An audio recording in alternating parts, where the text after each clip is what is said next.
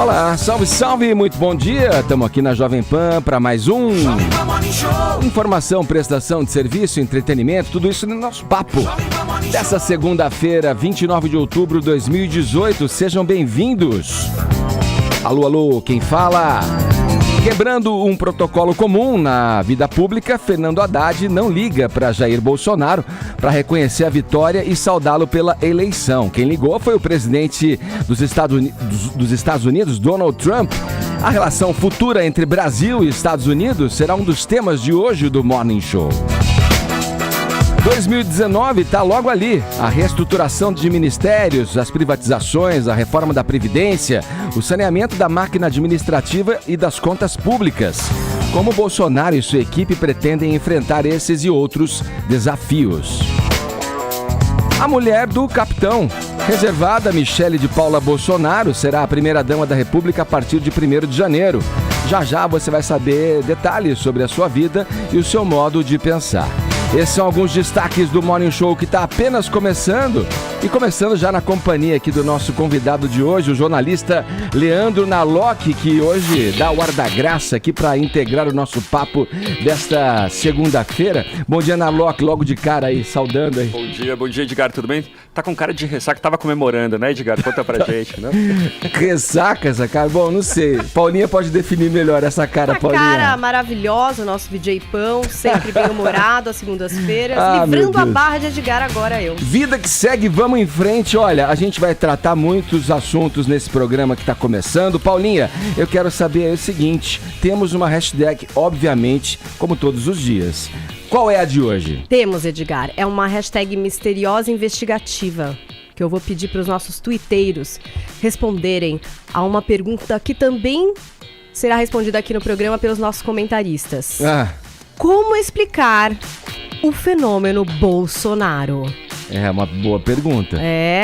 O cara saiu do baixo clero da Câmara pra, sem tempo de TV, sem recursos e sem a força de um partido grande, se tornar a escolha de quase 58 milhões de eleitores brasileiros. FBI do Twitter, essa força-tarefa da internet, hashtag Decifrando Bolsonaro, vocês devem ter gifs, vocês devem ter memes, vocês devem ter teorias e eu tô esperando a participação de vocês hoje no nosso Morning Show. Falado, e você interage também, olha, pelo nosso WhatsApp, 11 931 17009 é o nosso número. Manda mensagem aqui explicando pra gente em vídeo, tá bom? Com o celular na horizontal, se for gravar do carro, estacione antes de gravar, pelo amor de Deus, certo? Explique pra gente aí, na tua opinião, o fenômeno Bolsonaro. 11 931 17009. No mais, você pode acompanhar o nosso programa pelo aplicativo da Jovem Pan, é o vermelhinho da Jovem Pan, você baixa o aplicativo, coloca aí no teu dispositivo móvel e pode conferir a nossa programação onde e quando você bem entender. Também pelo nosso portal jovempanfm.com.br, pelo nosso canal no YouTube, esse que transmite todos os dias o nosso streaming, o nosso live streaming, é o youtube.com/morningshowjp. Além das mídias sociais, estamos no Instagram, estamos no Facebook, conteúdo extra da nossa programação na nossa página. Passe por lá, deixe o seu joinha que a gente fica felizão da vida. Vamos nessa? Todos convidados a passarem a próxima hora e meia colados aqui na Jovem Pan, porque o Morning Show tá apenas começando. E vamos abrir o noticiário. Como a Paulinha falou aí, Jair Bolsonaro recebeu quase 58 milhões de votos. O capitão reformado atingiu 55,1% dos votos válidos contra 47 milhões do petista Fernando Haddad, que ficou com 44,8%. Derrotado, o Haddad quebrou o protocolo comum na vida pública, né, e não ligou para cumprimentar o presidente eleito e reconhecer a vitória do Bolsonaro. O motivo seria o comportamento, alegado pelo Haddad, inclusive, o comportamento do candidato do PSL ao longo da campanha. Logo depois de anunciado o resultado das urnas, o petista fez um pronunciamento. Vamos conferir um trecho. Solta pra gente, Bruno. Seguimos de cabeça erguida, seguimos com determinação, seguimos com coragem para levar nossa mensagem aos rincões do país, ao campo e à cidade, às periferias e aos centros, aos estudantes, aos idosos, aos GLBTs, aos homens e mulheres, brancos e negros, católicos, evangélicos, aqueles que pertencem a religiões de matriz afro, aos ateus, a todos os brasileiros. Nós, de forma determinada, fomos a todos os rincões levar a mensagem que vale a pena levar. Tá aí, vamos lá, abrindo aí já o papo, a conversa, a nossa discussão. Joel, bom dia pro senhor também. Bom dia, Edgar, bom dia a todo mundo. Tá virado também, Joel? Nossa, ontem eu tava na TV falando da eleição, estamos... Por um lado, que alívio, né? Finalmente acabou. Por outro, que pena que acabou a eleição, hein? E o assunto agora, hein? Bom, vamos ter que girar. Ô, Narlock, vocês dois vão falar, a gente vai nesse começo de programa aí, colocar aí os dois discursos, daqui a pouco a gente vai ouvir o Bolsonaro também, vamos começar analisando aí essa história que eu acabei de dizer aqui do Haddad não ter feito o seu discurso e não ter ligado, não ter feito a ligação pro presidente eleito. E aí, qual a opinião de vocês sobre isso? Pois é, podia ter sido um pouco mais cortês e ter seguido o praxe, né, de ligar. Eu não achei tão ruim assim o que ele falou. Acho que nesse momento ainda tem aí um pouco de partidarismo nessa eleição. Apita o juiz, começa o jogo. O que aconteceu? A gente ainda está um pouco inflamado, não achei tão ruim assim o que ele falou, talvez, claro que faltou reconhecer, mas ele reconheceu a derrota, né? Então, se não fosse só esse detalhe de ter reconhecido, de ter ligado para o Bolsonaro, foi, apesar de tudo, um processo democrático comum, limpo. O Bolsonaro seguiu as regras, talvez ele não tenha sido declarações não tão favoráveis à democracia, etc. O PT talvez tenha um pouco de razão nisso, mas ele seguiu as regras. Então, quer dizer, foi um jogo limpo das duas partes. Ele podia, sim, ter ligado para o Bolsonaro, como sempre se faz, né? E aí, Joel? Exato. Tem uma simbologia nesse ato de ligar, né? Esse ato de ligar significa o seguinte: por mais profunda que possa ser a nossa divergência, nós dois estamos de acordo que o processo, as regras do jogo não estão em discussão e a gente aceita o resultado delas. É óbvio que o Haddad reconheceu o resultado e tudo, faltou essa simbologia desse ato. Um fruto de uma campanha que realmente primou aí pelo ódio e pelo comportamento, às vezes, infantil dos dois candidatos em provocações um ao outro. O Bolsonaro tinha dito, né, que não iria ligar também, agora o Haddad responde de fato também não ligando. Enfim, por um lado é só um pequeno ato simbólico, então não é que muda nada de concretamente, né? Por outro, é um tipo de símbolo que seria bom ver reafirmado no Brasil no momento em que, pelas duas candidaturas, inclusive a que venceu, a gente teve sim sinais de desrespeito à democracia. Deixa eu trazer aqui, Joel, Edgar, a palavra do Haddad, em entrevista para a Globo News, do porquê que ele não telefonou para o Bolsonaro. Ele disse que o Bolsonaro o chamou de canalha e que, se eleito, ele mandaria me prender, né? O Haddad falando que, se o Bolsonaro fosse eleito, ele mandaria me prender. E achei que não tinha o menor clima, além de não poder prever a reação, foram as palavras e as justificativas aí do Haddad com relação a esse não telefonema para agora presidente Jair Isso está Bolsonaro. num post da Natuza Neri, Isso. analista política da Globo News. Fala, Vini. Eu queria fazer uma pergunta pro Joel e pro Narlock. Esse discurso agora do Haddad, vocês acham que o Haddad ele sai dessa eleição maior do que ele entrou? Porque ele perdeu uma eleição aqui em 2016, acachapante pro João Dória na capital. Entrou também uma porcentagem muito pequena, mas ainda assim conseguiu diminuir bastante a diferença até para o Bolsonaro nesse segundo turno.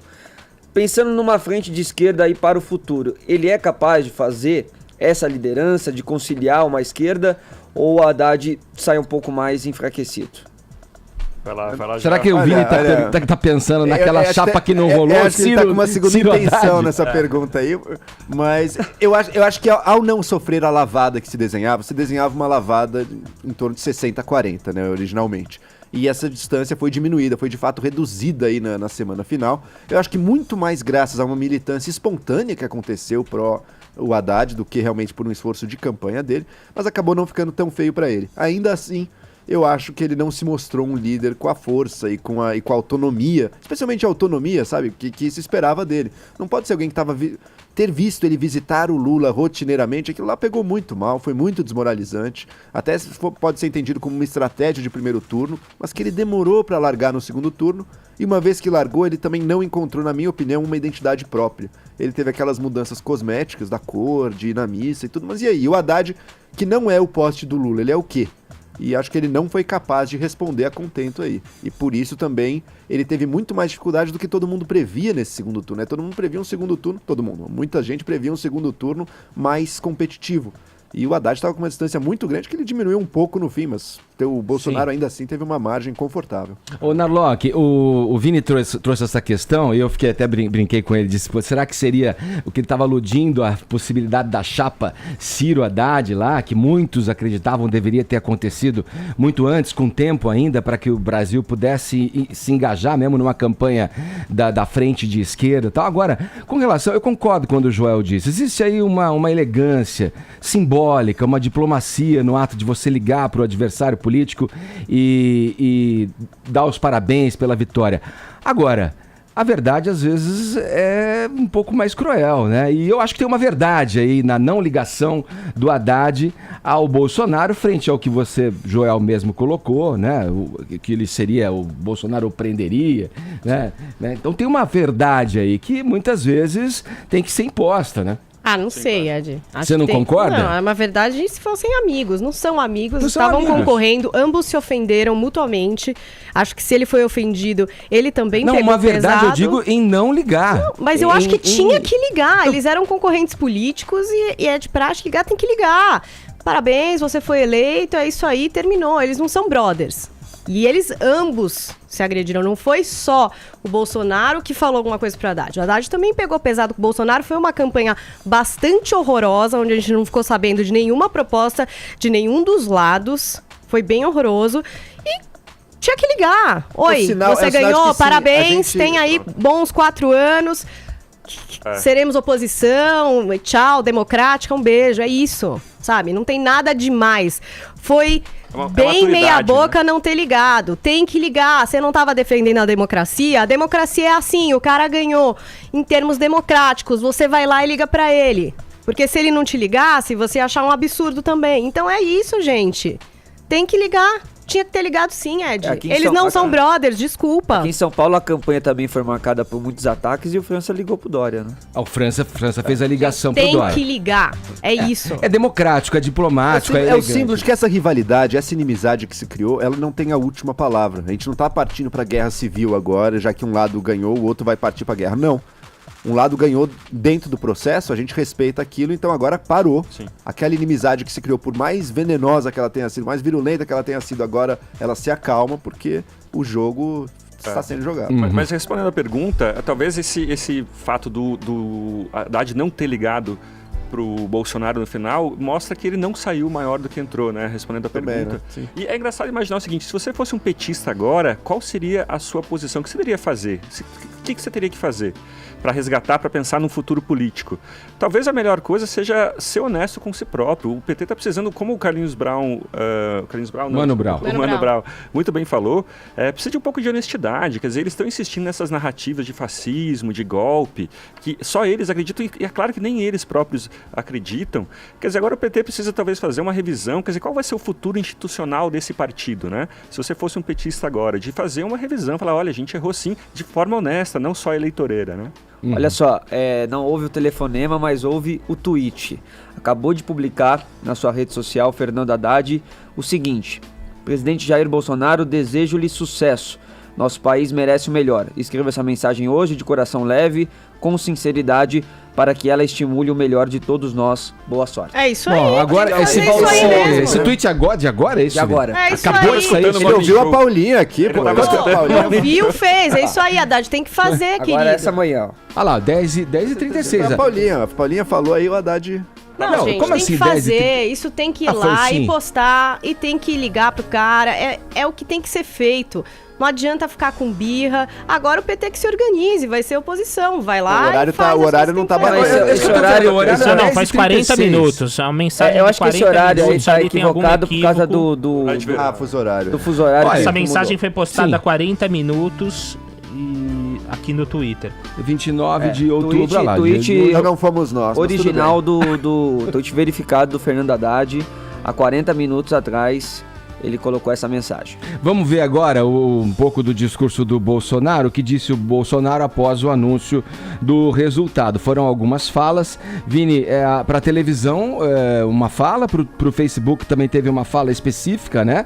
Para essa Isso. ferramenta. O que você destaca para a gente? E discursos também um pouco diferentes, com tons diferentes e para públicos diferentes também, né? O que parece é que o Bolsonaro ele quis até quebrar esse paradigma, em um primeiro momento gravar aquilo que foi praxe de toda a campanha dele, que foi essa live falando também para os seus eleitores, né? Então ele estava ali ao lado da professora de Libras e também da primeira-dama agora, a Michele, fez o agradecimento primeiro a Deus, depois também a todos os profissionais de saúde aí que o ajudaram na recuperação pós-facada, e disse que era realmente um primeiro contato aí em respeito que tem pelo povo brasileiro. E aí, Edgar, o trecho que nós vamos ver agora, ele faz um ataque também às críticas que ele recebeu em geral da mídia, e também dizendo que o Brasil se livrou aí de uma grande ameaça comunista, socialista e extremista da esquerda.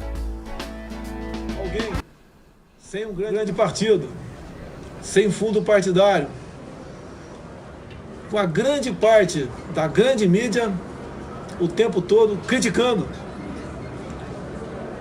colocando-me numa situação muitas vezes próximo a uma situação vexatória, aquilo que falava a meu respeito, e passou a acreditar na gente, e passou a ser, sim, integrante de um grande exército, que sabia para onde o Brasil estava marchando e clamava por mudanças. Não poderíamos mais continuar flertando com o socialismo, com o comunismo e com o populismo e com o extremismo da esquerda. Todos nós sabíamos para onde o Brasil estava. As urnas se abriram. Nós fomos declarados vencedores desse pleito. E o que eu mais quero é, seguindo ensinamentos de Deus, ao lado da Constituição brasileira, inspirando-se em grandes líderes mundiais e com uma boa assessoria técnica e profissional ao seu lado, isenta de indicações políticas de praxe, começar a fazer um governo a partir do ano que vem que possa realmente colocar o nosso Brasil no lugar de destaque. Temos tudo para sermos uma grande nação. Tá, e aí ele mostra também, né, o livro ali da Constituição, o livro também do Winston Churchill, no momento que ele fala, né, em ter inspiração aí de outros grandes governantes pelo mundo.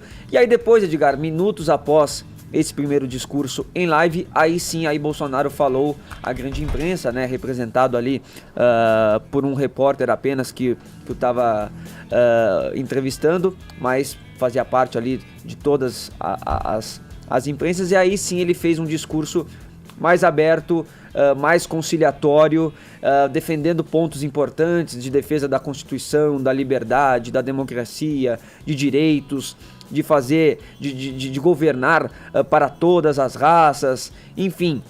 Foi um discurso aí um pouco mais incisivo do Bolsonaro, e que mostrou que ele quer ser realmente o presidente para todos. Começou com uma oração, né, do Magno Malta, que acabou, agora é ex-senador, né, não foi reeleito senador, mas provavelmente vai estar ali no futuro governo Bolsonaro. Reforçou aí o agradecimento também à equipe de médicos e falou também, Edgar, muito em liberdade. Vamos ver.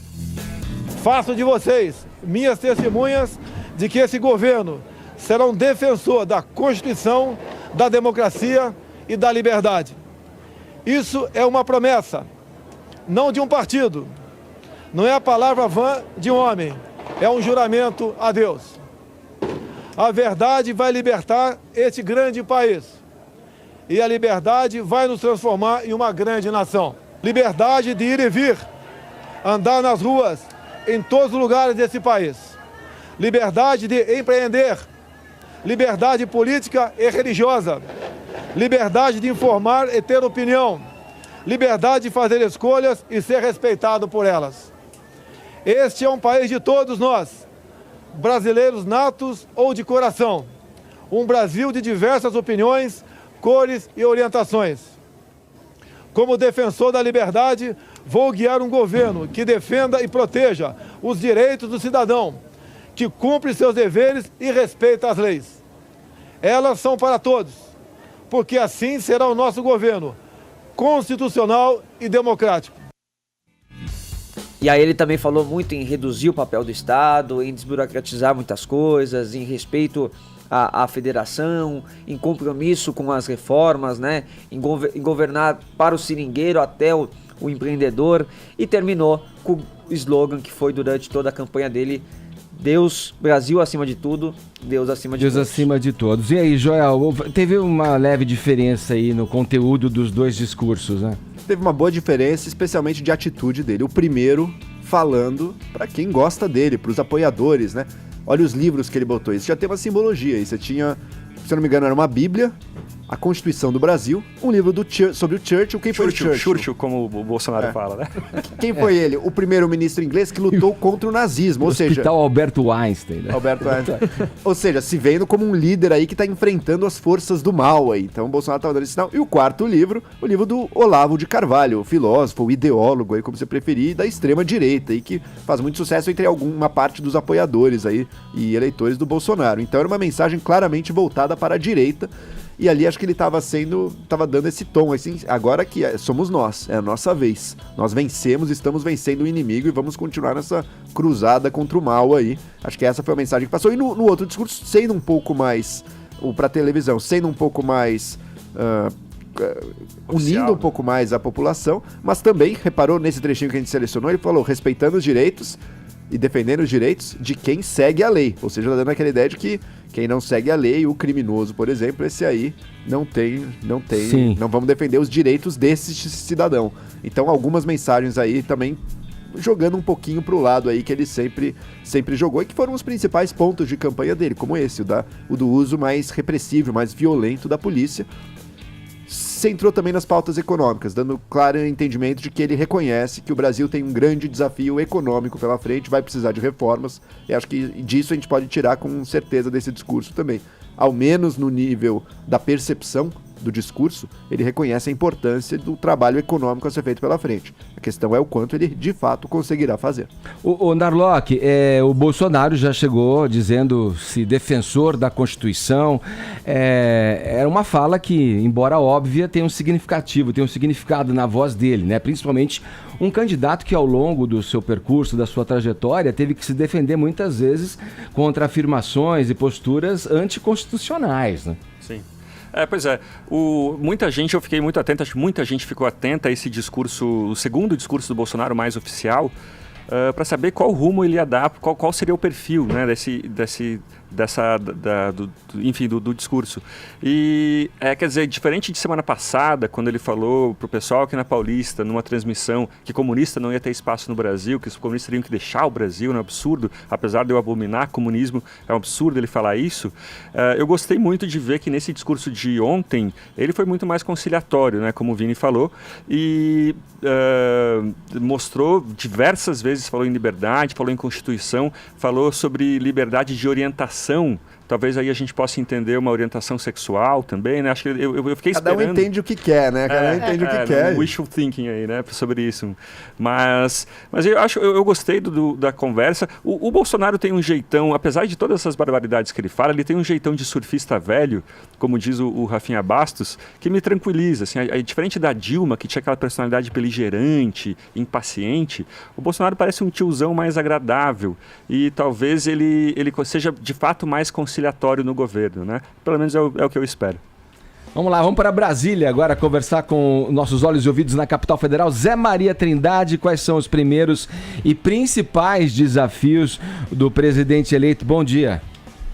É isso, muito bom dia. Olha, Diga, a nova equipe aí da transição desembarca aqui em Brasília na quarta-feira, chefiada por Onyx Lorenzoni, né? Essa equipe vai receber do presidente Michel Temer um resumo do que está acontecendo no governo, né? E os chamados papagaios, e que os economistas chamam de esqueletos nos armários. Imediatamente, o desemprego no Brasil é muito alto, a informalidade altíssima, e isso provoca dificuldades, inclusive, no caixa. A informalidade não contribui, né? Então, além do desemprego que beira aí os 14 milhões de brasileiros sem emprego e além dos chamados desalentos, né, que são as pessoas que desistiram de procurar emprego, o Brasil precisa urgentemente conter os gastos públicos, tanto da folha de pagamento quanto dos gastos mesmo que estão aumentando, apesar da arrecadação estar menor.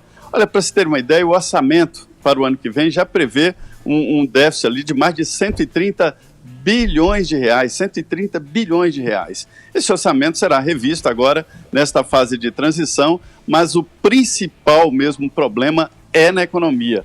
Aí, depois desse controle da economia, é que o governo pode pensar em outras áreas, como, por exemplo, a reforma da Previdência, que inclui aí também nesse pacote da economia, mas a coisa de porte de armas e tal, isso é depois. O principal mesmo é a defesa da economia do país e, por isso mesmo, Paulo Guedes vai desembarcar aqui em Brasília, já pronto para enfrentar esta crise e esses dados que já estão prontos aqui no centro de transição.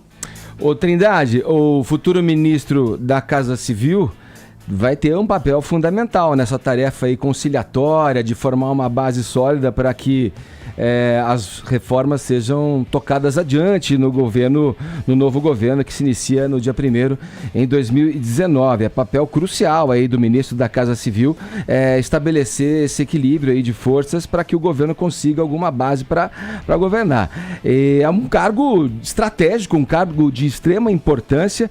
Antes de eu passar a bola para o Joel e para o Narlock comentarem aqui a esse respeito, do que você já iniciou, que avançou um pouco no teu comentário, Zé, vamos ouvir uma reportagem, vamos acompanhar uma reportagem aqui da Marcela Lorenzetto. Coordenador da campanha de Jair Bolsonaro, Onyx Lorenzoni declarou que o presidente eleito vai levar a humildade para o Palácio do Planalto. De acordo com o deputado federal reeleito, a campanha não teve um grande marqueteiro. Em entrevista exclusiva a Felipe Moura Brasil, o político disse que Bolsonaro conquistou os brasileiros porque não fez promessas, só falou de princípios e valores. Minutos antes de saber o resultado das urnas, Onyx Lorenzoni afirmou que Bolsonaro governaria pelo exemplo. Ele é uma pessoa que vai levar, se Deus quiser, para dentro do Palácio Planalto, essa humildade, essa alegria e essa esperança espontânea que o povo brasileiro tem, mas muito aferrado aos seus princípios, aos seus valores, né? Vai ser um governo decente, vai governar pelo exemplo. Apontado como futuro ministro da Casa Civil, o deputado Onyx Lorenzoni garantiu que vai trabalhar onde Bolsonaro o colocar. Eu sempre digo que eu sou instrumento primeiro de Deus e depois sou do time. Se ele me escalar, onde ele me escalar eu vou jogar, né? Vou trabalhar pelo projeto que ele lidera, né? Já me deu a atribuição ainda na quinta-feira, né, de coordenar o processo de transição. Nesta semana, o deputado, acompanhado de Paulo Guedes e do general Heleno, prováveis ministros na gestão de Jair Bolsonaro, viajam a Brasília para iniciar formalmente o processo de transição do governo. Tá aí, vamos lá. Joel, Narlock, essa liberdade aí que o Bolsonaro fez referência, né? Diz que teve aí, terá para escolher esse ministério, pode fazer a diferença. É algo novo já naquele modo que a gente está acostumado na política, do toma lá da cá, enfim. Como é que vocês enxergam essa liberdade aí alardeada pelo Bolsonaro na escolha do seu time aí? Eu não vejo muita possibilidade dele escapar de uma aliança aí com o Centrão. Até queria que o Zé Maria falasse mais sobre isso, de uma aliança muito parecida com a que o Temer fez. Talvez a gente tenha, o governo Bolsonaro seja um governo Temer que vai dar certo, né? Porque ele vai conseguir aprovar a reforma da Previdência, então a gente vai ter um retorno, uma regressão à média, né? A economia vai subir provavelmente ano que vem por causa da aprovação da reforma da Previdência. Então a gente vai ter um otimismo maior que teve no governo Temer, mas eu acho que os partidos e os políticos que participarão do governo não serão muito diferentes dos atuais. Não vai ter como escapar disso, né? A gente vive num presidencialismo, ele precisa aprovar reformas. E é bom até que a gente vai ver o mito Bolsonaro se desfazendo, provavelmente, né? Porque a gente vai ter algum escândalo de corrupção, algum escândalo de alguma denúncia sobre o passado, né, a vida pregressa dos ministros, e as pessoas vão aos poucos, é melhor já ir se decepcionando, né, com isso tudo. Ué, mas como que a gente sabe que vai haver alguma denúncia de corrupção?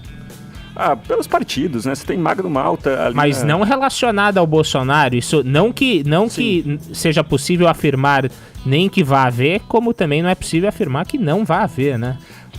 Olha, eu acho que pode, pelo menos baseado no que a gente tem sobre os partidos. Com o Bolsonaro, eu acredito que não, é verdade. Mas ele chega com uma ficha corrida limpa, né? Sim, mas o governo não é só uma pessoa, né? O governo são centenas aí, que estão falando de 20 mil cargos comissionados. Quem que vai ocupar esses cargos todos? O PRTB do Levi Fidelix? Vai faltar liberal, né? Se os liberais quiserem ocupar esses cargos, vai faltar liberal no Brasil para ocupar isso tudo. Então, quer dizer, acho que aos poucos a gente vai se eu, na verdade, estou sendo contraditório aqui, porque por um lado eu estou dizendo que vai ter um otimismo no Brasil ano que vem com a economia, a gente vai ter um gráfico em V, né? A economia vai subir depois de uma longa queda, mas vão sim ter denúncias, vão ter notícias ruins sobre o governo e uma desilusão política, sobre a política talvez pare no Brasil. Ô, Trindade, deve haver um cuidado aí na escolha desses notáveis aí, digamos assim, que vão compor os ministérios e os cargos estratégicos no governo do Bolsonaro. O que você pode dizer pra gente, Zé, com a sua experiência aí, quem é que pode ocupar? Ele já falou, acho que em 4 ministros, o Carlos Pontes, o astronauta, seria um aí que Marcos Pontes estaria ainda por confirmar a tua participação, mas o que você pode dizer pra gente? Algum outro nome já é aventado aí no Palácio do Planalto, Trindade? Não tem assim nenhuma novidade, não. É mesmo, como disse aí o Onyx Lorenzoni, né? Na quarta-feira, esta equipe de transição começa a discutir, inclusive, nomes. São esses, o Paulo Guedes, né? Que deve concentrar toda a economia, fazenda e planejamento, e Onyx Lorenzoni, que vai ser o chefe ali na área política, que é uma área importante.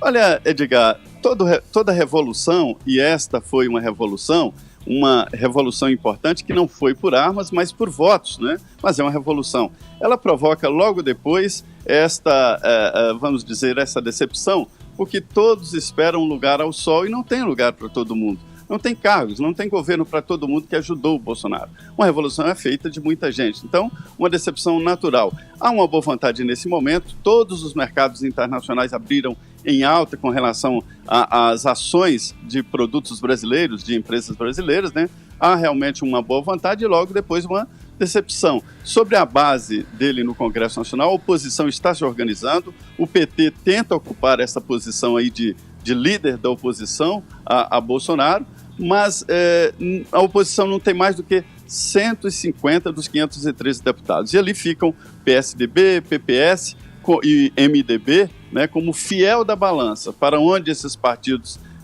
caírem é que fica a maioria, inclusive para aprovar emenda constitucional. Então, o PPS e o PSDB serão ali, e o MDB serão ali os partidos da dúvida sobre como será esse relacionamento. Agora, pode ter a certeza de que todo governo é assim mesmo, começa forte e tem que usar imediatamente esse capital das urnas para aprovar as mudanças, inclusive a reforma da Previdência.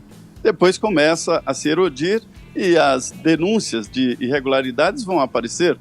Pode ser que não seja com relação a Jair Bolsonaro, mas os que gravitam aí do poder. O poder é muito sedutor e tem muito dinheiro, né? Valeu, Trindade. Fazer uma pergunta pro Zé, rapidinho, Edgar. Ô Zé, vai ter aquela tradicional troca de faixas no dia 1º de janeiro de 2019 entre Temer e Bolsonaro? Vai, do parlatório, a previsão é de que Brasília vai ficar muito cheia, a Praça dos Três Poderes cheia.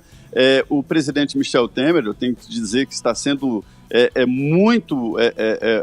muito forte aí nessa história da transição e sendo um estadista mesmo assim com relação à transição. Ele tem determinado abrir o governo, inclusive assinar medidas provisórias e outras medidas para o próximo presidente. Vai ser uma festa aqui no dia 1º de janeiro. Quem conseguir acordar a tempo, né, 1º de janeiro, vai assistir essa troca de faixa no parlatório ali na porta do Palácio do Planalto, logo depois que o Jair Bolsonaro subir a rampa.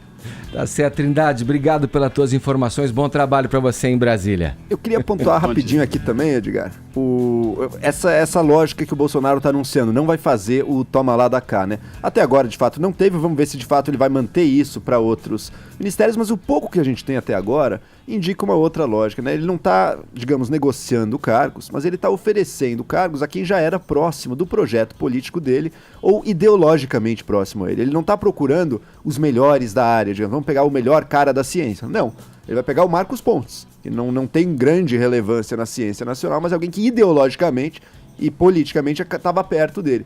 Parece que essa é a lógica, essa é a alternativa que ele trouxe. Ao invés de negociar apoios, está loteando o governo nos pouquíssimos cargos que ele já anunciou com gente que já era politicamente e ideologicamente próxima dele. E não fazendo aquela ideia dos notáveis ou o que é que fosse. Sim. Por enquanto, isso também não se desenhou. Eu acho que tem um pouco do que você está dizendo na fala que o Narlock trouxe pra gente, né? Essa, digamos, facilidade nessa onda. Acho que você, inclusive, também comentou sobre isso, Joel.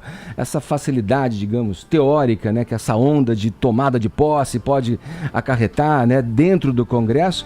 Parece que não vai ser bem assim com ele, porque o Congresso, por mais que ele tenha conseguido eleger vários deputados da sigla do PSL, por exemplo, puxados aí pelo fenômeno Bolsonaro, do outro lado tem uma oposição também estruturada e que vai se organizar e com uma força vai também fazer prevalecer a vontade dos eleitores que a colocaram lá, né? Exato, e MDB e PSDB vão ter um papel importante aí, que nem o Trindade pontuou, né? Porque são os partidos que podem fazer a diferença, por exemplo, na votação de uma PEC. Então vamos ver como é que eles vão se comportar. Eu tendo a achar que o PSDB neste momento está mais para ser situação, está favorável ao Bolsonaro do que oposição. E que tem um racha aí também, né? Porque o Dória, que lançou, vamos falar disso. Lançou a campanha Bolsodória aí, né? Ele já falou, não, eu tô junto, sigo diante disso, né? Agora no governo do Bolsonaro. Mas outros quadros do PSDB importantes não sinalizam para esse mesmo lado. A gente ainda fala sobre isso no programa, agora 10 horas 39 minutos, horário de Brasília.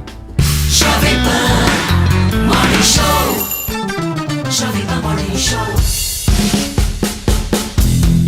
Vamos conhecer melhor, então, um pouquinho do perfil da futura primeira-dama do Brasil. Paulinha, conta mais pra gente a respeito de Michele Bolsonaro. Não é muito fácil saber detalhes sobre a vida dela, viu, Edgar? Porque ela se mostrou bastante discreta durante toda a campanha. Ela só foi aparecer na última quinta-feira, trazendo aí a sua visão sobre a personalidade do marido durante a campanha e também sendo apresentada por ele como uma pessoa interessada em causas sociais e principalmente dos deficientes auditivos, né?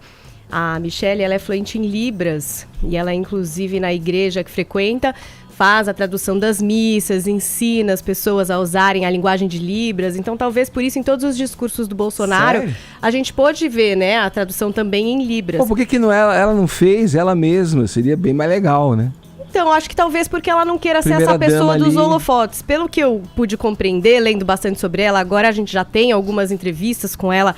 A Record colocou no ar uma entrevista, conversando ali bastante com ela, entendendo a história dela com o Bolsonaro, uma história que começou lá em 2007. Ela era da secretaria da sala de liderança do PP e foi levada pelo deputado para trabalhar com ele no gabinete. Foi ali onde eles se conheceram e casaram. Foi um relacionamento que aconteceu rapidamente, assim, esse envolvimento dos dois. Depois ela acabou exonerada do cargo em 2008, quando o Supremo Tribunal Federal determinou que não poderia haver nepotismo no serviço público. E depois eles casaram em celebração, e aí tem fotos na internet para vocês verem, em 2013,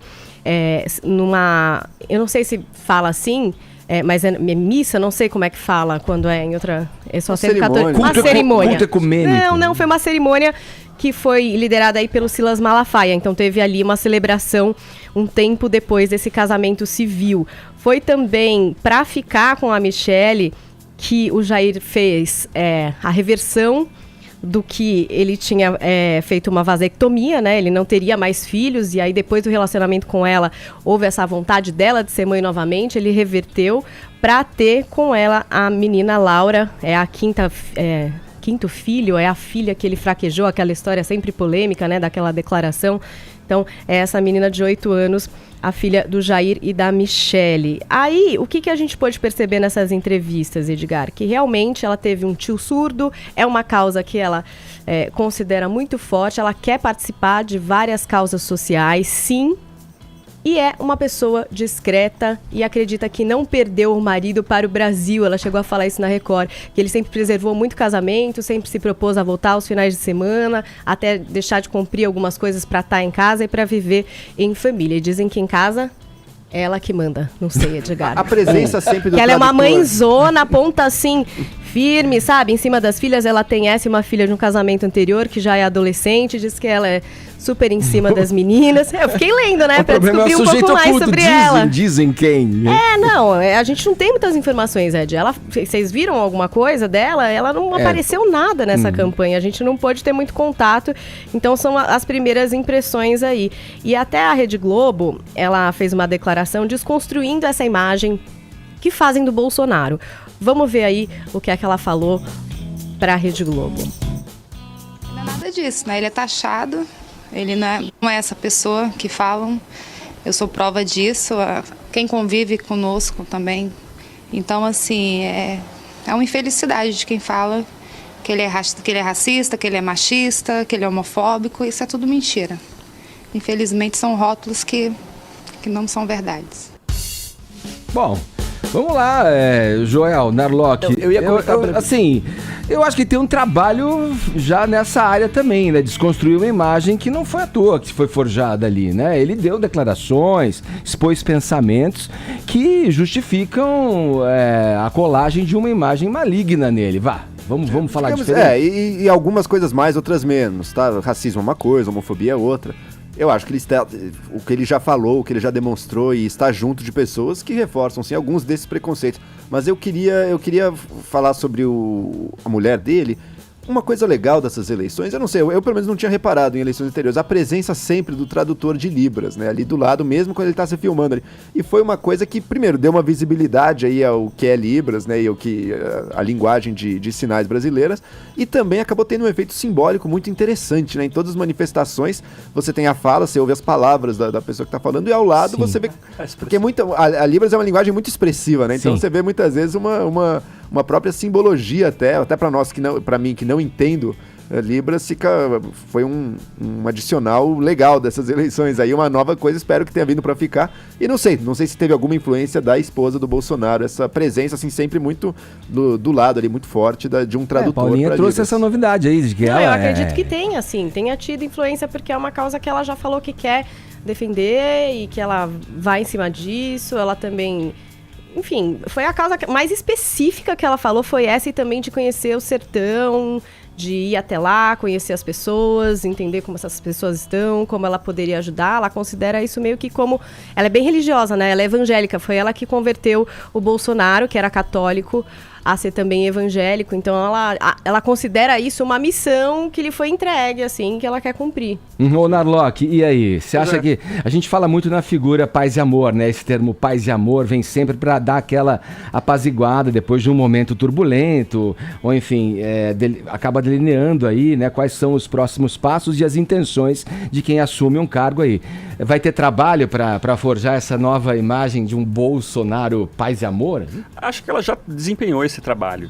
Na campanha, talvez ela tenha tido aí um papel importante de atenuar um pouco essa pecha de fascista, de autoritário, intolerante que o Bolsonaro, que ele nos deu razão a acreditar que ele tinha, e que o PT tentou com muita força também impingir nele, né? Então, ela aparecendo, abraçando amorosamente o Bolsonaro, um clima de família amorosa, estável e tranquila, acho que serviu muito para vacinar os eleitores contra a ideia de fascista, autoritário e tal. E me parece que vai ser uma primeira-dama elegante, alegre, gostei muito dela, na verdade. Vamos lá, a festa de comemoração à vitória de Jair Bolsonaro adentrou a madrugada. A reportagem é do nosso companheiro aqui de Jovem Pan, Daniel Lian. Solta pra gente, Bruno. Buzinaço e foguetório. Isto foi o que se viu em ruas e avenidas após a definição do resultado das urnas da eleição presidencial que proclamou Jair Messias Bolsonaro, de 63 anos, como novo presidente da República. As cores verde e amarela deram o tom das celebrações. Nem o frio nem a distância foram suficientes para impedir a animação na Avenida Paulista, o principal cartão postal de São Paulo. E eu sei que o nosso Brasil vai crescer muito agora. Só tirando a corrupção e o PT, tudo isso já faz muito, muito a pena. Vale muito a pena. Nem o frio te afastou aqui da festa? De jeito nenhum. Eu saí de lá de Santo André, andei muito, cheguei aqui para comemorar isso. Isso é uma vitória muito grande, cara. Valeu até tatuagem com o slogan usado pelo candidato durante a campanha. Daqui eu vou carregar pra vida, tá? Não é porque é do Bolsonaro, é Brasil acima de tudo, Deus acima de todos. A festa atravessou a madrugada em diversas localidades do país. Entre as pessoas que estavam comemorando, uma unanimidade, o sentimento de que o Brasil terá uma nova diretriz. A gente viveu vários anos de governo PT e hoje o que a gente pode ver é a renovação das esperanças dos brasileiros. Eu acho que o entusiasmo, tudo isso vai trazer grandes frutos para o Brasil nos próximos anos, os investidores e a esperança principalmente, né? É o que faltava para o nosso povo brasileiro. Esse voto de confiança que a gente deu para o Bolsonaro, ele vai responder à altura e eu espero que o Brasil agora vai melhorar, vai ser um livre mercado, vai ter segurança. As cartas estão na mesa. O jogo começa em 1º de janeiro de 2019 e com as esperanças renovadas nos corações de mais de 200 milhões de brasileiros.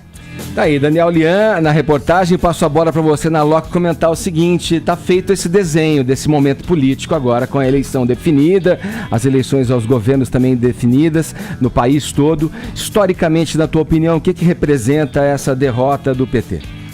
Ela tem um grande significado. Na minha opinião, nos últimos 30 anos, a gente viveu aí uma crença de que os problemas do Brasil se resolveriam pela política. Que bastaria a gente ter leis, bastaria ter políticas públicas e gasto do governo. Se o governo investisse nisso, investisse naquele outro, tudo daria certo. A Constituição de 88, ela mostra muito bem isso, né? A Constituição, ela garante toda, ela é um conto de fadas de direitos, né? A gente tem direito a tudo na Constituição, e a eleição do PT, essas 4 eleições vitoriosas do PT, mostra muito isso. Quer dizer, para você eliminar a desigualdade, eliminar a pobreza, você tem que ter política. E a partir aí da última década, a gente viu crescendo uma outra ideia de país, uma ideia de que o governo, o Estado, ele não é caminho para a prosperidade, mas o contrário, ele está impedindo a prosperidade do Brasil. Isso ficou muito claro ontem, quando o Bolsonaro disse no segundo discurso, o governo vai dar um passo atrás para o Brasil dar um passo à frente. Essa afirmação, que o governo precisa diminuir, 4 anos atrás ela era uma polêmica bizarra, né? Quer dizer, a gente via só em guetos ideológicos e de repente, muito facilmente, essa ideia, a gente viu essa ideia predominar no país.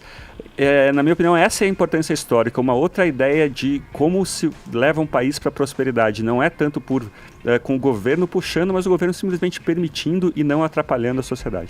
Joel, e aí? Qual que é a tua visão? Porque a gente esperava que o PT fosse minguar mesmo, diminuir, reduzir o seu tamanho no Brasil, mas elegeu nessa eleição 4 governadores. Teve numa disputa aí, bem ou mal, quer queiram ou não, até o final ali, com uma diferença dos 11 milhões já, que eram de alguma maneira já previstos. Reduziu a diferença. Qual que é a tua análise com relação à vida do partido daqui pra frente? Minha visão do PT é a seguinte: ele diminuiu o espaço dele. Ele diminuiu um pouco o espaço dele, o território dele um pouco foi conquistado, mas ele manteve um claro território. Um território do espaço político. Ele é a grande força de oposição no Brasil. Até geograficamente, ele manteve o enclave dele no Nordeste bem consolidado. Conseguiu a maior bancada de deputados eleitos, talvez mude um pouco aí com as migrações, mas mesmo assim, com certeza é o maior partido da oposição, sem sombra de dúvida, e continuará sendo. Então ele manteve um pé e um espaço claro do qual atuar. Para o PT, é melhor ser o líder da oposição do que a esquerda estar no poder e não ser ele. Esse é o que o PT definitivamente não quer. Chega a esquerda no poder e não somos nós, porque daí ele perde um pouco o espaço, perde um pouco a razão de ser. Agora não, ele manteve e vai manter esse espírito de guerrilha e de oposição que ele já vinha ensaiando desde o governo Temer, fazendo desde o governo Temer, e agora consolida essa posição.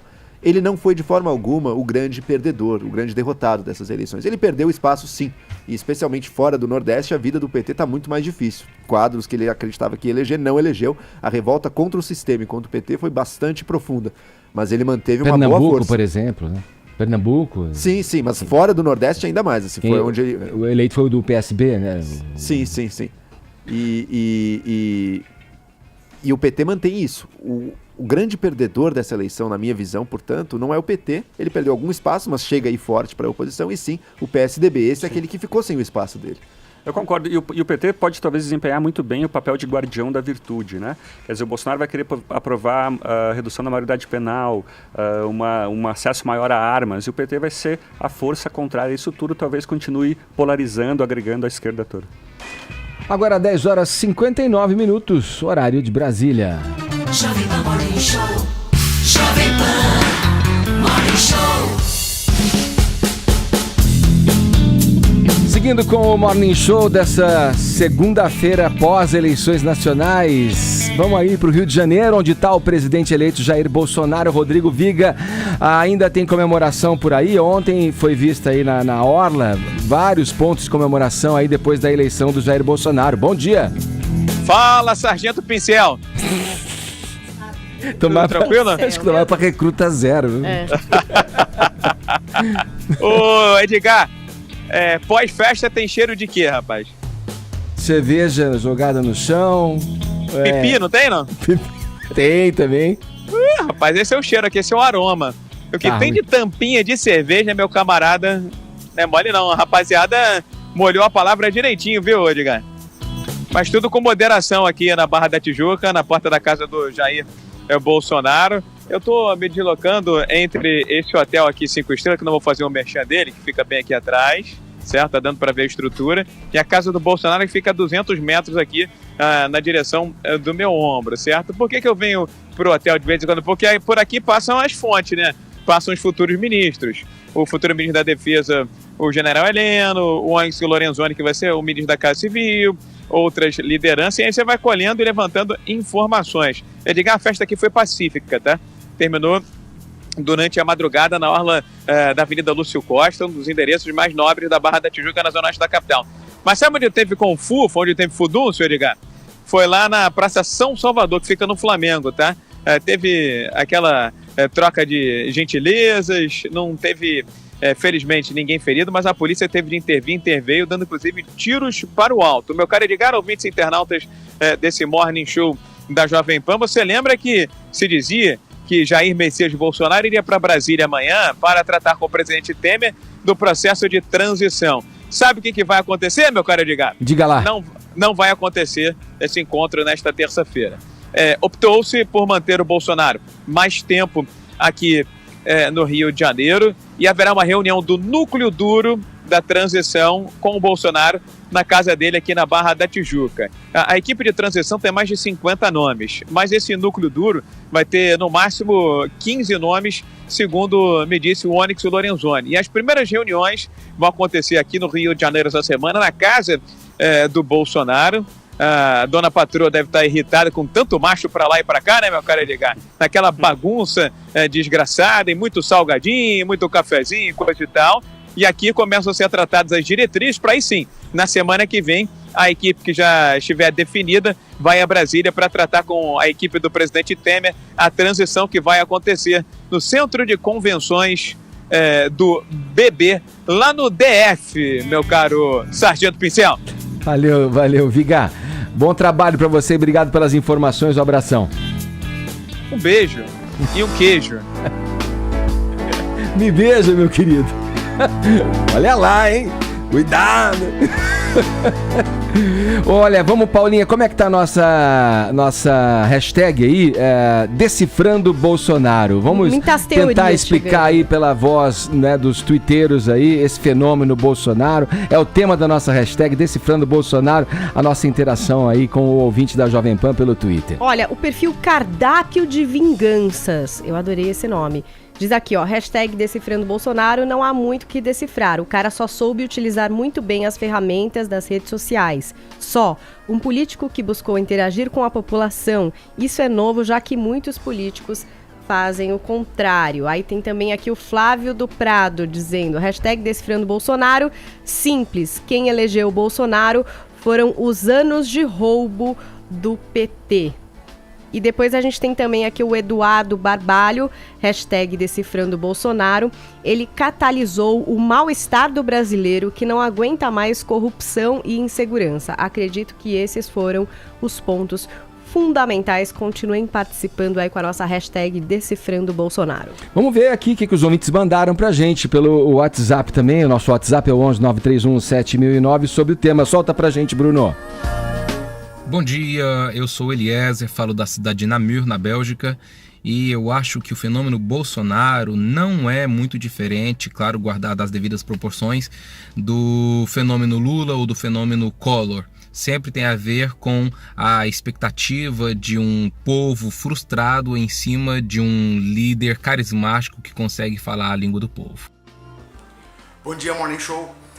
Antes de decifrar esse fenômeno Bolsonaro, acho que é bom salientar que o Bolsonaro decifrou o caminho das mídias sociais para ser ouvido. Acho que ele fez isso muito bem e acredito que foi devido a isso que ele conseguiu boa parte dos seus votos.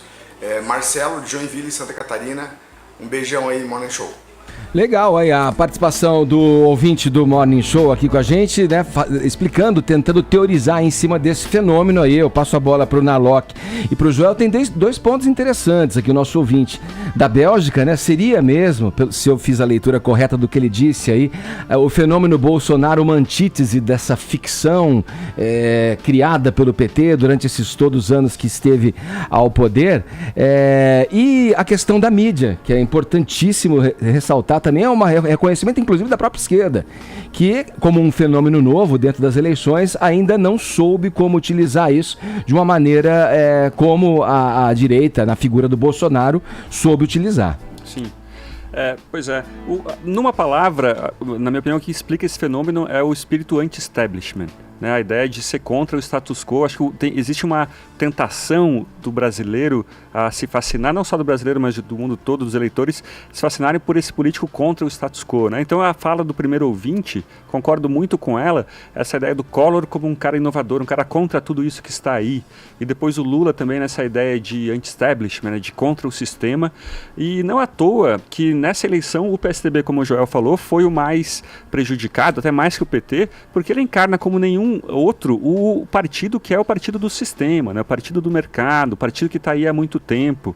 As pessoas estavam impacientes com isso tudo e decidiram, escolheram uma figura contra o sistema. É engraçado, a pergunta que a Paulinha botou no Twitter é muito boa, porque é engraçado como essa campanha sem dinheiro, sem horário, conseguiu ter tantos votos. O Bolsonaro em casa, fazendo café, sem imagem, sem comício. Sem ir a debates. Sem ir a debates, mesmo assim com acusações gravíssimas, né, com denúncias que derrubariam qualquer outro candidato na televisão, do Alckmin, né, feitas pelo Alckmin, pelo Haddad. Mas eu não sei, ao contrário do que diz o segundo ouvinte, se isso foi por iniciativa do Bolsonaro. Me parece que as mídias sociais abraçaram mais o Bolsonaro que o contrário. Né? O espírito, a onda, o fenômeno Bolsonaro é maior que ele próprio. Né? E ele sabe muito bem disso. Ele diz várias vezes de que, de repente, escolheram ele como o cara para estar lá. Né? Ele disse numa conversa com deputados eleitos que, bom, deve ter pessoas melhor que eu por aí, mas, enfim, caiu de que eu tô aqui nesse papel. E ele sabe de que esse movimento é maior do que ele próprio e às vezes ocorre não por iniciativa dele, né? Ele soube captar bem um sentimento geral, né? Um sentimento que estava aí, que não é criação dele, soube captar e surfar isso. Eu penso em 3 elementos aqui. Um deles, uma revolta, como o Narlock bem pontuou, contra o sistema, contra a classe política corrupta, a forma como tudo sempre foi feito. Vamos mudar isso aí, vamos chegar tirando esses corruptos, essa sujeira toda, essa é uma coisa. Eu acho que teve uma reação a um discurso de esquerda e do politicamente correto que estava muito forte e muito agressivo. Então, tudo é minoria, tudo é distribuição, tudo é privilégios, não sei o que. Ele vem com uma reação a isso também. Acho que muita gente estava cansado de um discurso tão agressivo nesse sentido. E a questão da segurança pública, que está uma calamidade real no Brasil, e as pessoas estão sentindo isso, e Sim. O Bolsonaro trouxe isso como uma das bandeiras símbolo da candidatura dele, e tudo isso unido no quê? Numa pessoa que demonstra força pessoal, que demonstra uma retórica da firmeza e da assertividade. Acho que isso pesou muito a favor dele, porque o brasileiro sente que a gente está vivendo uma situação meio de caos, sabe? A política em Brasília é a corrupção completa, o caos, não tem regra nenhuma. Nas ruas, a desordem impera, o crime tá dando as cartas, tem gente morrendo, eu não sei se meu filho volta vivo à noite. E na moralidade, nos costumes, tudo de cabeça pro ar. Agora a questão do banheiro trans ficou mais importante do que 13 milhões de desempregados. Então acho que todos esses pontos o Bolsonaro trouxe uma ideia de que agora é a ordem imposta pela força ou pela violência. E acho que ele conseguiu captar muito bem o sentimento aí da população que estava esperando uma resposta. Deixa eu ouvir um pouquinho mais do Narlock falar a esse respeito. Enquanto você dizia, Narlock, eu ficava pensando no antagonismo disso, que foi o PT, né? Você falou, será que vamos ter a pergunta que eu me fiz enquanto você falava, será que vamos ter ainda que escolher sempre na figura desse tal salvador da pátria? E o fenômeno que aconteceu com o Bolsonaro, inversamente, a gente pode entender que aconteceu também com o PT. Que embora a figura do Haddad se desloque um pouco e tenha e ganhe a simpatia de um eleitorado, digamos, de centro-direita, de centro-esquerda ali, ele foi muito aí claramente prejudicado pela imagem negativa que o Partido dos Trabalhadores construiu ao longo desses anos, né? E uma coisa engraçada que eu acho que eu preciso admitir um erro, eu me esgoelei ali no primeiro turno falando, olha, quem está votando no Bolsonaro agora vai acordar, quem está sonhando com o Bolsonaro vai acordar com o Haddad. Acho que o Joel também, a gente acreditava que o PT daria um banho no Bolsonaro do segundo turno, as pesquisas mostravam isso, né? Não sei se um banho, mas eu achava que ia ser disputado, que ia ser meio que um cara ou coroa. Mas é que as pesquisas nesse tempo ainda colocavam o nome do Lula. Que o favorito do Bolsonaro era o PT e o PT era o favorito do Bolsonaro. Ambos tinham mais chance um contra o outro, porque qualquer figura de centro ali dominaria no segundo turno. Sim. E quer dizer, mesmo assim, apesar das pesquisas, o Bolsonaro acabou ganhando, foi de fato impressionante. Vamos lá, Vini, como é que foi aí que os artistas reagiram a essa eleição do Bolsonaro? Teve aqueles embates ali, né? Artistas de um lado, outros do outro. Isso. Bom, os apoiadores do Bolsonaro, aqueles que sempre tiveram aí na torcida por uma vitória dele, comemoraram bastante. E do outro lado, acho que a palavra, Edgar, que mais permeou aí as manifestações nas redes sociais foi o da resistência. Vamos começar primeiro, então, com os apoiadores, aqueles que comemoraram a vitória do Bolsonaro, o comediante, apresentador do SBT, Danilo Gentili. Na verdade, sempre foi um crítico muito ferrenho do PT, de toda a cúpula petista, promoveu um velório do PT, Edgar. Promoveu uma live lá no YouTube, e aí tava lá o Lobão, tava lá outros comediantes, né, que fazem o de noite com ele, e aí ele colocou algumas fotos também pelas redes sociais, escrevendo "Noite de velório aqui". Nós tivemos também a manifestação da atriz Regina Duarte, né, que nos últimos dias ganhou bastante destaque aí com o apoio dela ao Bolsonaro, foi visitar o Bolsonaro, escreveu deu aquela entrevista, né, pro Estadão que a Paulinha deu aqui, fazendo vários elogios ao Bolsonaro, e compartilhou esse meme aí com a foto do Bolsonaro escrito "Larga esse ódio e vem me amar". Bonito, né, o que escreveu a Regina Duarte. O sertanejo Zezé de Camargo e Eduardo Costa também comemoraram aí pelas redes sociais. O Zezé compartilhou um vídeo no momento que a Globo ali anunciava a vitória do Bolsonaro, escreveu "O gigante acordou". E o Eduardo Costa, esse que está há muito tempo já, né, pedindo votos aí para o Bolsonaro, publicou ali uma foto com ele, com aquele gestinho da arminha, dizendo que começou essa campanha sozinho há 3 anos atrás, tomou muita pancada, mas não se arrepende de nada, graças a Deus. Meu partido é o Brasil, pela honra e glória do nome de Jesus. Amém? Jair Bolsonaro é do Brasil. Foi o que escreveu aí o Eduardo Costa. E aí, o lado contrário, né? Aqueles que estão agora aí numa união pela resistência. O Bruno Gagliasso, Edgar, compartilhou essa foto aí que vários artistas compartilharam, que é a seguinte: ninguém solta a mão de ninguém, né? E aí tem uma florzinha ali atravessando essas mãos cumprimentadas, unidas, querendo dizer, olha, quem tá contra o Bolsonaro, vamos nos unir, vamos nos juntar, ninguém tá sozinho. Mais ou menos naquele discurso que o Haddad fez ontem também, né? Ninguém tá sozinho, coragem, aquela coisa toda. Então a Marquezine também publicou esse tipo de manifestação, arte, né? Também essa arte. Essa arte foi muito a multiplicada. Sophie Charlotte, vários artistas compartilharam essa mesma arte.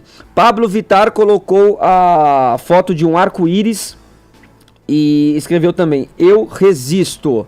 E o Felipe Neto, Edgar, que é muito influente, né, no YouTube, um dos maiores canais aqui do Brasil, e um cara que sempre fez também muitas críticas ao PT, mas nos últimos dias ele falou: ó, pra mim hoje o menos pior é o PT. Então eu sou contrário à candidatura do Jair Bolsonaro, levou muita pancada por causa disso também. E aí no momento da vitória do Bolsonaro ele escreveu o seguinte: o dia 28/10/2018 entra para a história como um dos mais tristes da história do Brasil, o dia em que a extrema-direita voltou ao poder.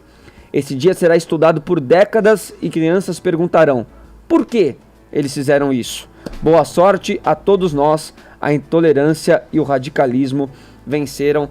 Essas foram as palavras do Felipe Neto e vários artistas também, Edgar. Até foi uma campanha aí que o Haddad jogou ao longo da sua campanha, ao longo da sua candidatura, que era um livro numa mão e uma carteira de trabalho na outra, né? E estimulou aí algumas pessoas a votarem ontem com os livros nas mãos, e vários artistas fizeram isso. O Bruno Galhaço, que a gente já comentou aqui, colocou lá foi votar com o livro O Ódio que Você Semeia. A Thaís Araújo foi com o livro O Defeito de Cor. A Camila Pitanga levou Cartas da Prisão, que é um livro aí do Nelson Mandela. A Cláudia Abreu também publicou aí uma foto com o livro Contos Reunidos. A Patrícia Pilar com O Mundo é Bárbaro. E a Débora Seco, que foi com toda a família aí também, com a publicação A Vida Como Ela É. E assim como eles, vários outros artistas também foram votar com seus livros, Edgar. Tudo dentro do protocolo democrático, né? Essa manifestação de artistas, tem um do outro lado que patrulha ali, olha, cobra uma postura ali, mas isso faz parte, não sei o que vocês pensam a respeito, né? É natural que isso aconteça. Natural, dando mostras de comemoração ou de tristeza aí, conforme torciam ou não. E eu achei muito interessante o Zezé de Camargo, que botou O Gigante Acordou, né? Ou seja, fazendo referência àquele que foi o slogan de 2013. Bolsonaro sendo visto como a realização daquilo que que nasceu nos protestos de junho de 2013, em que começou essa coisa mesmo da coisa do uso do verde e amarelo, por exemplo, começou forte ali, e foi uma revolta generalizada contra a classe política, assim, sabe? Essa sensação de que, olha, a sociedade brasileira está melhorando em tantas áreas, e na época ainda estava, as pessoas estavam consumindo mais, o Brasil estava crescendo, mas os serviços públicos, a começar pelo transporte, mas depois todos os outros, estão muito ruins. Por quê? Porque lá em Brasília, ou na política em geral, os políticos estão corruptos e não estão pensando no bem da população. Começou ali esse sentimento. E agora, para quem gosta do Bolsonaro e votou nele, talvez a eleição dele seja a consagração, né, daquilo que nasceu em 2013. E aí, Narlock, como é que você viu aí? Pois é, eu fico só pensando nessa importância que a gente dá à opinião de artistas. Esses dias eu vi uma fala do Seinfeld, né, do grande humorista Jerry Seinfeld, falando assim: por que a gente acha artista importante? Artista é uma pessoa para quem você dá um texto e fala, repete aí por favor essas coisas. Isso não torna a pessoa mais inteligente, né? Quer dizer, a gente vê muito isso, né? A opinião dos artistas é a opinião como de qualquer pessoa que está no Twitter, então não tem nada de especial nisso. Vamos lá. Agora 11h21, horário de Brasília. Jovem Pan Morning Show.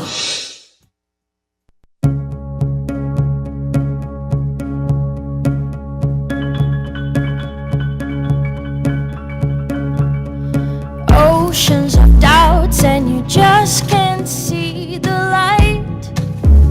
It's dark outside, thoughts running by, there's no peace inside your mind.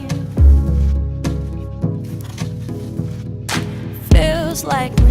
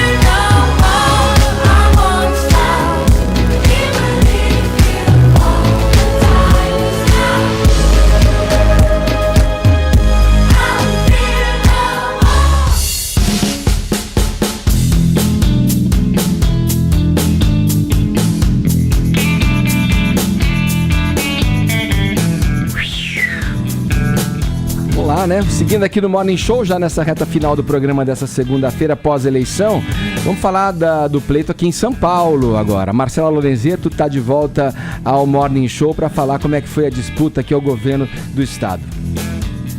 A disputa mais acirrada dos últimos anos ao governo de São Paulo terminou com João Dória eleito por mais de 10.990.000 paulistas. Cercado por admiradores e pela militância do PSDB, o tucano comemorou a vitória em um clube na Avenida Paulista.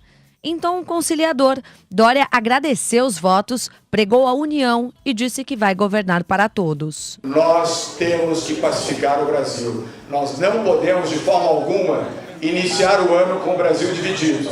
Nós temos que somar, agregar e abrigar todos os brasileiros. Agora é hora de união. Nós aqui em São Paulo teremos, e vamos governar, repito, para todos os brasileiros de São Paulo. Os que votaram, os que nos apoiaram e os que não votaram e não nos apoiaram. Todos são absolutamente iguais e todos serão tratados da mesma maneira, com a mesma dedicação e com o mesmo esforço do nosso governo. Com 51% dos votos, João Dória mantém a hegemonia do PSDB, que há 24 anos comanda o estado de São Paulo. No entanto, logo depois da vitória, o tucano reforçou que o partido, enfraquecido depois das eleições, deve passar por mudanças. Naturalmente que haverá uma mudança nessa correlação de forças.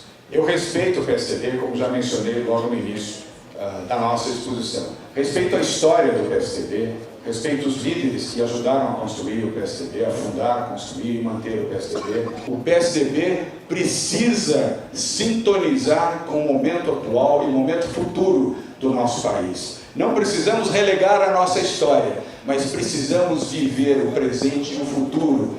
Dória contou que não recebeu telefonemas nem de Geraldo Alckmin, nem de Fernando Henrique Cardoso, grandes nomes do PSDB. Antes mesmo do fim da apuração das urnas, o candidato do PSB, Márcio França, ligou para cumprimentar João Dória. Os rótulos de traidor e de oportunista, cravados pelo rival, não conseguiram frear a onda Bolsodória. O tucano agradeceu aliados de outros partidos e disse que o presidente eleito Jair Bolsonaro parabenizou pela vitória. Eles têm um encontro marcado esta semana no Rio de Janeiro.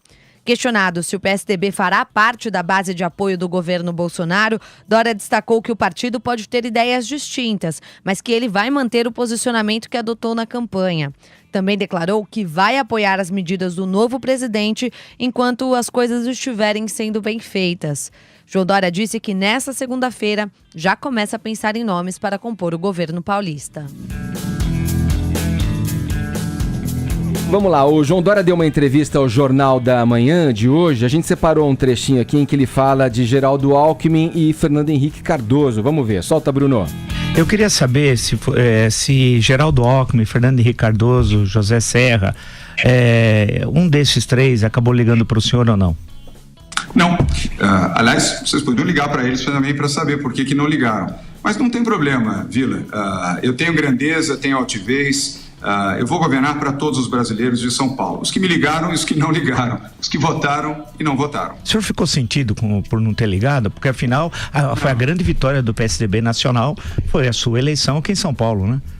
Foi. Vila, você é um bom intérprete humano, da alma humana. Ao longo de toda a sua existência como historiador, como jornalista, você também se tornou um bom psicólogo, um bom sociólogo, um bom analista e um bom intérprete. Portanto, eu deixo a resposta para você mesmo. Tá aí. O Dória é o novo dono do PSDB na prática, ele até disse que não numa entrevista, mas ele de fato é o grande vencedor. Suou, achou que ia ser fácil, não foi, mas conseguiu, conquistou. E agora tá aí, vai colher os louros. Não tenho dúvida de que ele vai estar alinhado ao Jair Bolsonaro aí. Olha o que ele falou, eu governo para todos os brasileiros do estado de São Paulo. Eu acho que ele já tá com uma ambição um pouco além do estado em mente. O que não é difícil de acreditar. Logo, pra gente fechar rapidamente, e aí, o que vai acontecer com grandes quadros do PSDB históricos, como FHC, que foi citado aí na matéria, José Serra? Vão abandonar a política provavelmente, né? Vamos ver, vai ser uma briga boa aí, a gente vai ter um grande novelão. A novela das eleições acabou, mas agora vai começar essa novela boa aí do racha do PSDB. É isso, a gente vai ficando por aqui, o Morning Show volta amanhã na programação da Jovem Pan a partir das 10 da manhã. Muito obrigado pelo prestígio, pela audiência, amanhã tem mais. Jovem Pan.